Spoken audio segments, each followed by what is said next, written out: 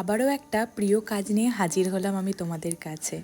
হ্যাঁ, এই অর্ডারটা এসেছে আমার আইব্রো ভাতের থালি তৈরি করে দেওয়ার জন্য। আমার প্রিয় কাজের মধ্যে একটা হচ্ছে কলকা করা। কলকা করতে আমার ভীষণ ভালো লাগে, তাই সকাল থেকে আজকে লেগে পড়লাম এই থালি রং করার জন্য।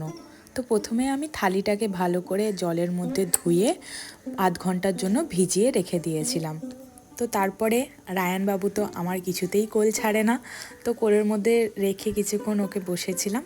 তারপর আমি লেগে পড়লাম আমার কাজে। তো প্রথমে আমি এখানে থালার বেসটা কালার করে নিচ্ছিলাম।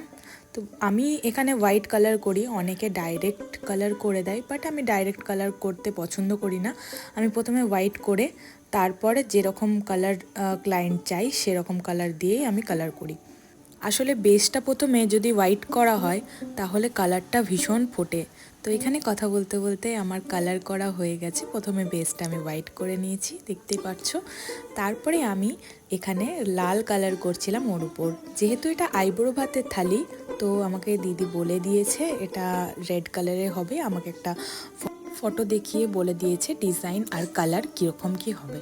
তাই আজকে আমি কালার করে এটাকে রোদে শুকানোর জন্য রেখে দিলাম। থালিটার মধ্যে যখন আমি কলকার কাজটা স্টার্ট করব, তখনও আমি সেগুলো তোমাদের সঙ্গে শেয়ার করার অবশ্যই চেষ্টা করব।